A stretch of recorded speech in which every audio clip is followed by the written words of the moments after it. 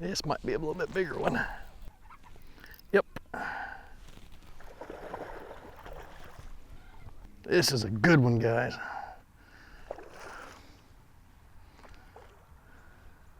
The old reaction strike. Bumped it off of a stick or a log or something on the bottom. She didn't want to bite, but boy, she did. Get her away from my trolling motor.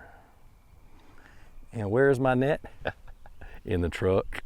It's all right, she's got every treble hook in there. Ah, that's what I'm talking about. What's up, guys? This is Gene Jensen.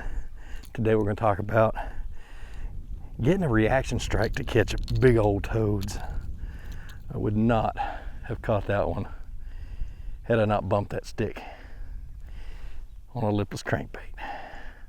Sweet.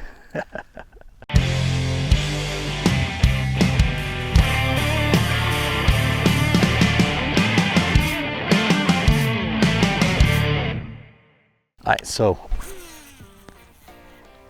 what is a reaction strike? I bet you 90% of the time, maybe even more than that, bass are not in a feeding mood. They're more in a let's just hang out, wait till the next time I'm hungry mood.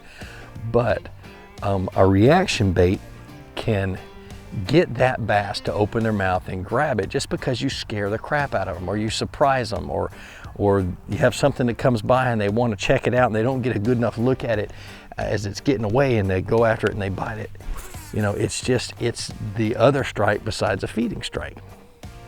And it's something that you really, really need to put some time in trying to figure out and trying to understand.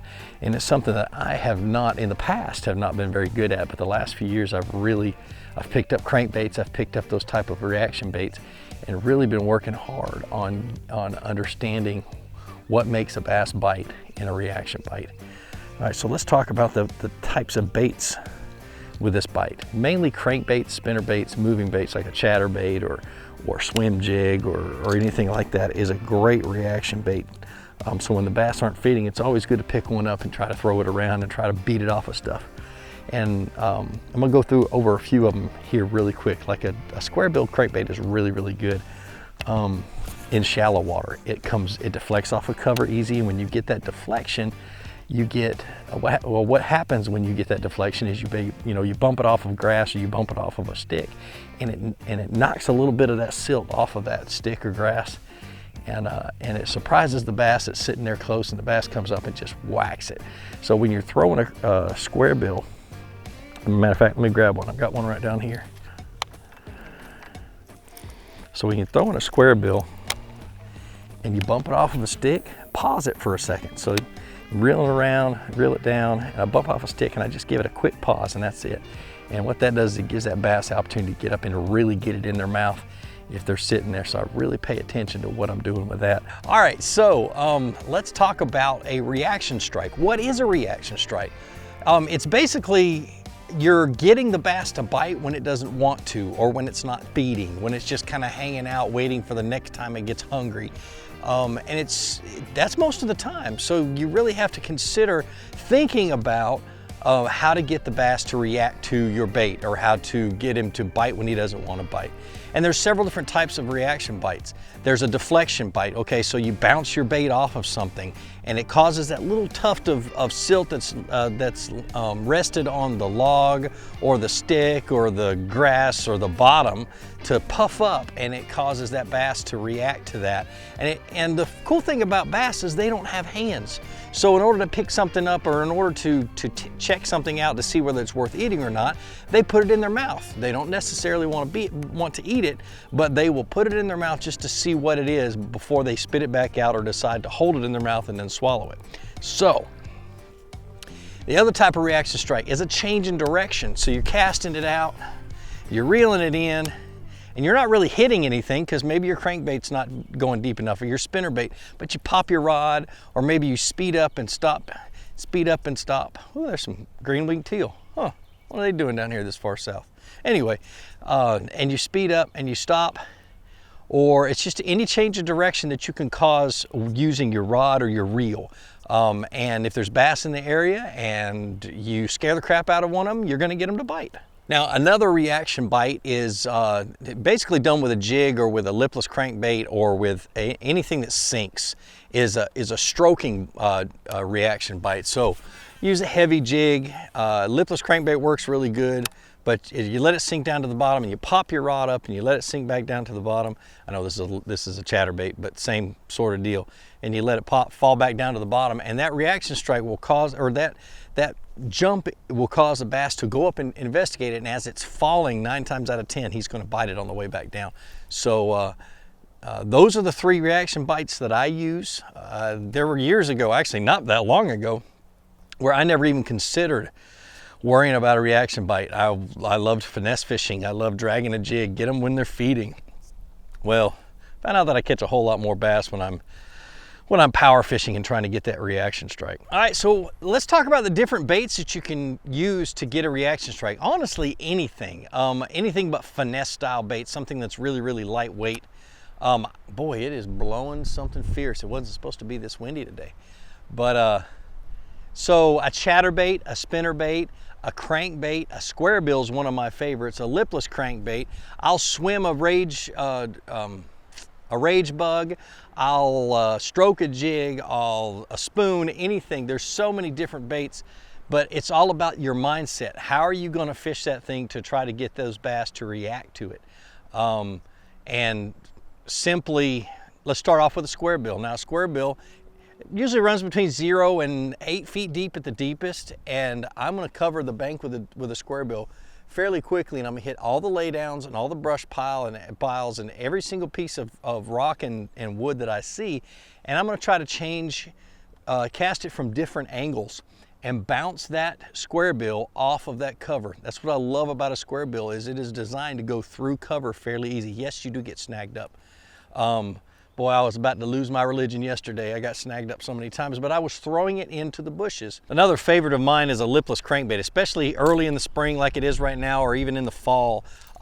It just is a dynamite reaction bait because it sinks, and it sinks. Some of them can sink fairly quickly. I like the Booyah one knockers because when they sink kind of horizontal. They don't go nose down. The ones that dive nose down tend to get hung up a whole lot more. They also would get the line wrapped around the hooks a lot easier. So that's one of my favorites. I fish all kinds of different types of lipless crankbaits, but my favorite way to try it this time of the year, and like I said in the fall, is a quick, it's a reel really fast and then stop 4 or 5 times and then stop. That's a little bit slow. And just like this, and what it does is it gets the attention of those fish, and they hear it coming, and all of a sudden it's past them, and they turn and they go towards it, and then it stops right in front of their face, and they can't help but to open their mouth and grab it before it runs away again. And I cover water really, really fast with it. Now, that big one that I caught in the beginning of the video, I actually slowed this down, and I was crawling it on the bottom, and I felt the nose just tick, tick, tick, tick on the bottom, and all of a sudden I hit something hard like a stick. It popped up over the top of that stick, and that bass was sitting right there. It caused that deflection reaction strike. And that's why, for some reason, whenever I do that, it's a big fish. And I can't tell you why I know that or why it happens, but I get that deflection bite, be it with a square bill or with a lipless crankbait. And I mean, literally, I just lost contact with it, set the hook. I didn't know it was a big fish until it got to the boat. But big fish will annihilate a bait when they're surprised with a reflection or a deflection bite. So, I mean, there's several different ways I do it with a lipless. Like I said, stroking it or yo-yoing it is also another term that we call it. You let it sink to the bottom and you just pop it up and let it sink back down to the bottom and pop it up, and you work your way back to the boat doing that, and expect a bite when it's falling. So as it's falling, you just kind of watch your line. You do that with a jig as well, and the same sort of deal. Now a swim jig is an excellent reaction style bait. You see a lot of the guys, and I'm not super experienced with it because I haven't done it a lot, but a lot of guys will sit here and they'll shake their rod while they're reeling a swim jig in, and that nothing but reaction on that one, especially if you're bringing it through cover.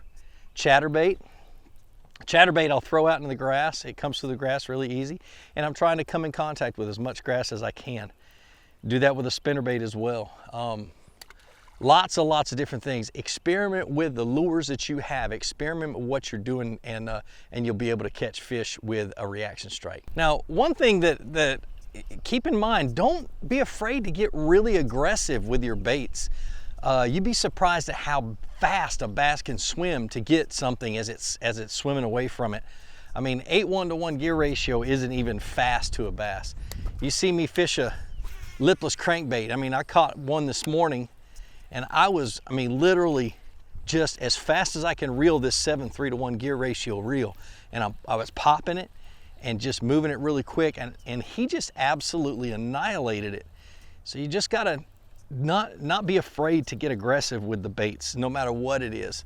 If the bait's not swimming right, that's a different story. There are some baits, shad wrap comes to mind, a couple of other baits that if you reel it too fast, they'll roll over. Even some of the lipless crankbaits, they'll roll on their sides. So, you know, make sure you're not messing up the action of the bait with going aggressive, and make sure you're fishing one that you can do that with. And this is one that I love to get aggressive with.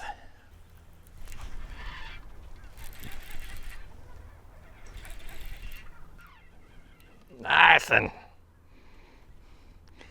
I hit a tree, and 3 or 4 turns later he nailed it. So he came out of the tree and chased it a long ways, which is a good sign, which means I can probably do that for a while and I'll catch a bunch of fish.